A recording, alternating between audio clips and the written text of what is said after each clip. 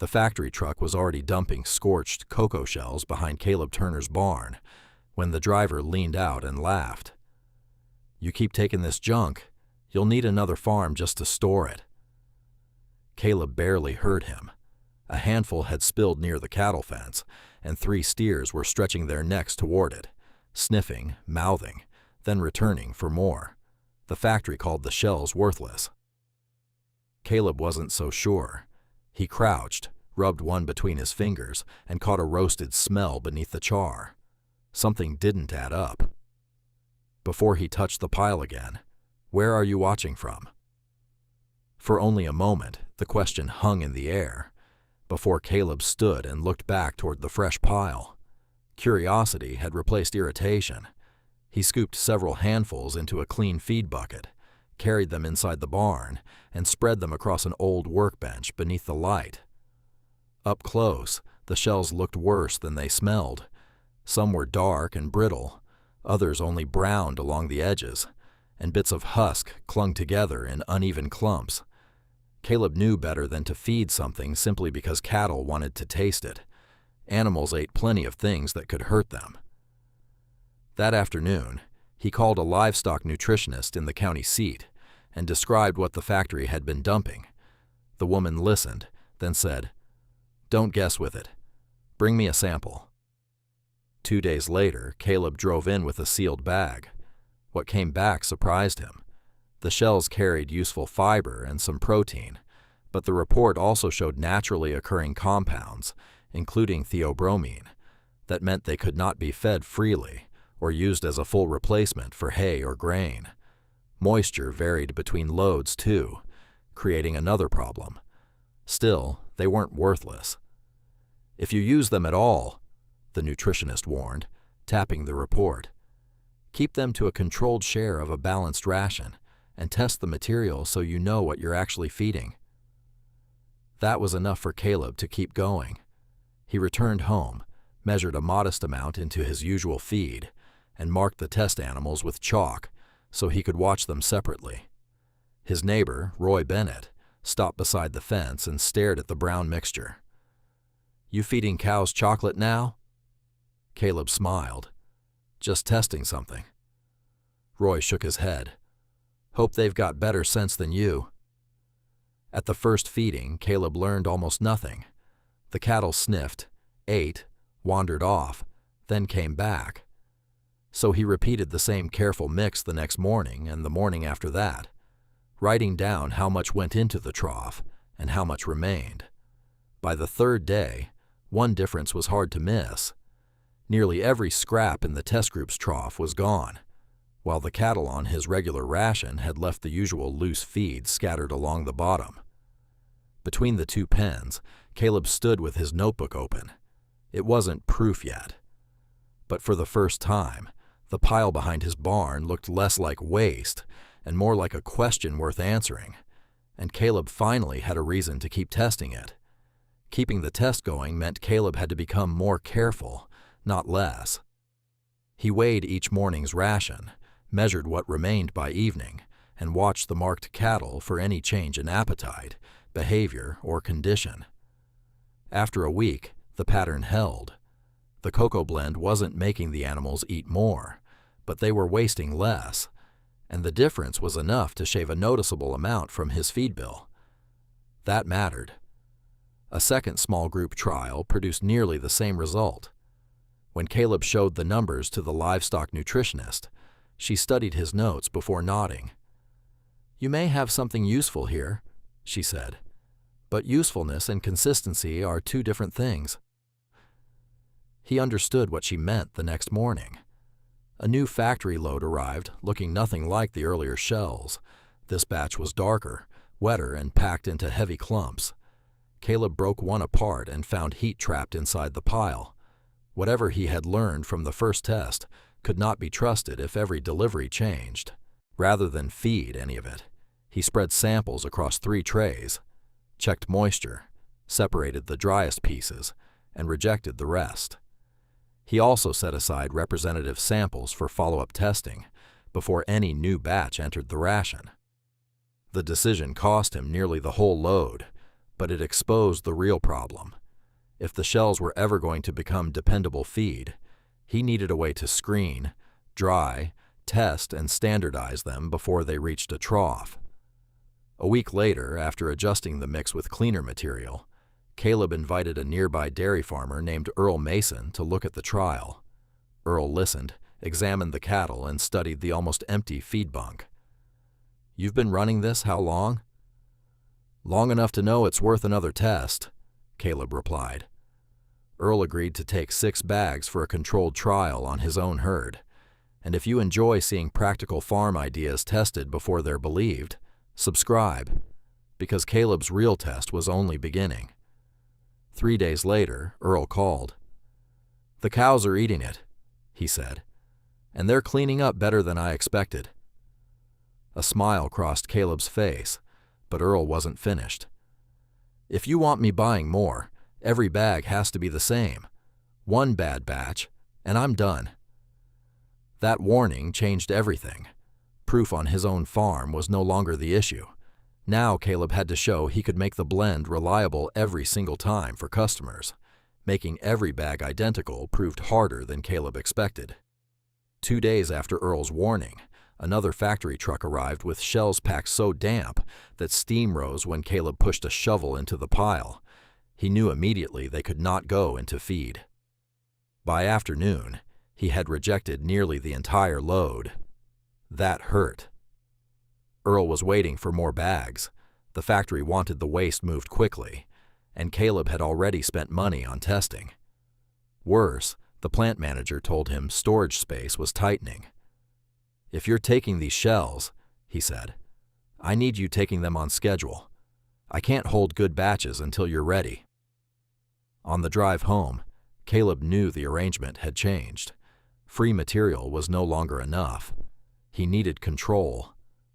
Instead of ordering another trial, he cleared an unused equipment shed beside the barn.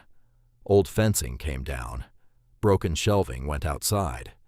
With help from a local welder, he installed simple drying racks, a screened intake area, and covered bins so incoming shells could be separated before moisture ruined them.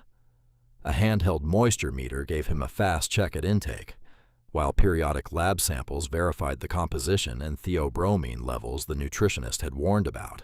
The system was crude, but it worked.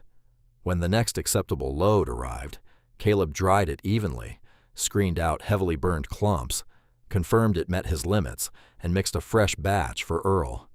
Every bag came from the same measured formula and kept the cocoa shells within the nutritionist's recommended inclusion rate. 4 days later, Earl pulled into Caleb's yard with an empty pickup bed. "I need 12 more." "12?" Caleb asked. "And my brother wants 8. He runs beef cattle west of town." That was the first time demand had outrun Caleb's equipment. His old mixer could handle test batches, not 20 bags at a time.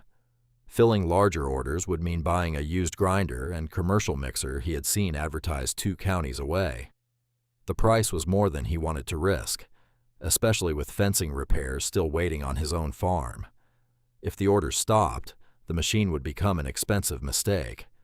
If he refused, someone else might solve the same problem first, right under his nose.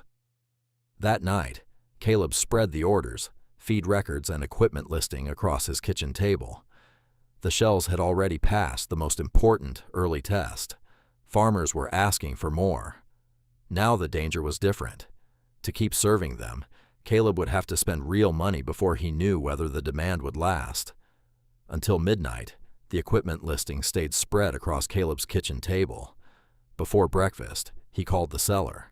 By noon, part of his repair savings was committed to a used grinder and mixer that looked older than half the tools in his barn. The purchase scared him, but standing still now felt riskier. For the next several days, the shed changed quickly. Caleb rewired one wall, reinforced the floor, and built a cleaner path from drying racks to grinder, mixer, and bagging table. Earl took his order. So did Earl's brother. A third farmer came after hearing about the feed at the livestock auction. Still, small orders would never justify the new equipment. The breakthrough came through Earl. A regional cattle feeder named Dawson Ridge Farms had been fighting high ration costs and agreed to review Caleb's blend. Their manager, Tom Willis, arrived without much interest in the story behind the shells. He wanted numbers. "What does it cost me per ton?" The figure came without hesitation. "How consistent is it?" Across the desk, Caleb slid over the moisture logs, ingredient records, lab results, and batch sheets showing the exact inclusion rate. Tom looked through every page, then asked for enough feed to run a controlled trial. 2 weeks later, Caleb received the call he had been hoping for. "We want 20 tons next month." He asked Tom to repeat it. 20 tons, same formula, same quality. For a moment, no answer came. That order was larger than everything he had sold combined. Soon, the same yard that once held an unwanted pile of scorched shells was filled with stacked bags, pallets, and a rented truck waiting at the loading door. Caleb hired 2 local men to help screen material and run the mixer. For the first time, finished livestock feed left his farm by the truckload. The factory noticed too. Its manager offered Caleb a formal supply agreement and agreed to keep cleaner shell batches separated if Caleb could maintain regular pickups. What had once been a disposal problem was becoming a scheduled raw material stream. The opportunity was real now. So was the pressure. One factory could not supply enough usable shells if Dawson Ridge increased its order again. As the loaded truck pulled onto the road, Caleb understood the next choice clearly.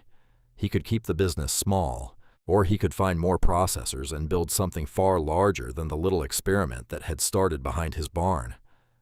Expansion would only work if Caleb could preserve the control that had earned his first customers. He contacted 2 cocoa plants within hauling distance, explained exactly what material he could accept, and refused anything that arrived wet, moldy, or too heavily burned. He also required representative samples from incoming lots, so questionable material could be held back until it was cleared. One manager laughed at the strict rules. "You're taking waste and giving us specifications?" Caleb only nodded. "If it goes into feed, it isn't just waste anymore." That answer changed the conversation. Within 3 months, both plants were setting aside usable shells instead of mixing everything into disposal piles.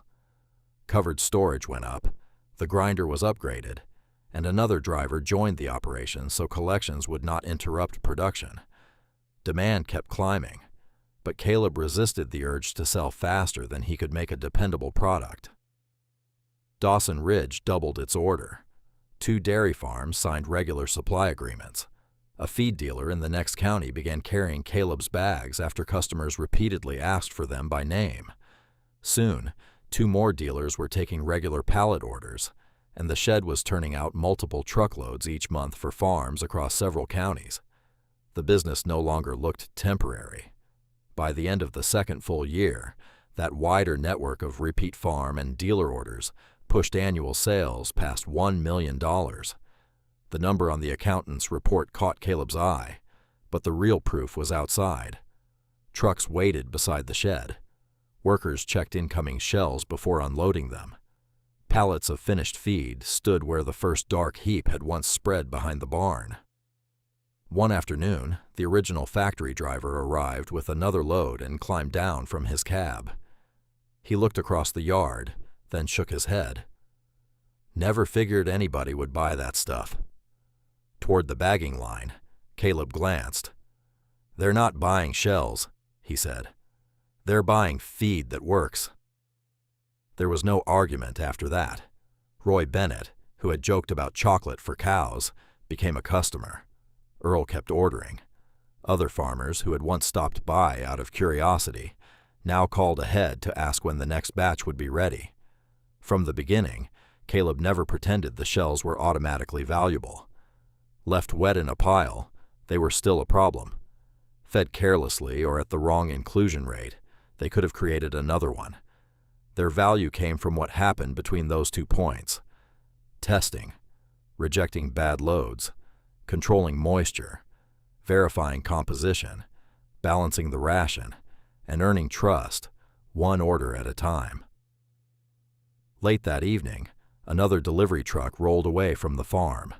Behind it stood covered bins, a working feed shed, and clean ground where the factory's scorched waste pile used to be. The taillights faded as Caleb watched from the yard. That empty patch told the whole story. What once marked someone else's disposal problem now marked the place where Caleb learned that waste only stays worthless when nobody is willing to understand it. He never needed to brag. The trucks leaving his barn said enough. Subscribe for more rural stories like this.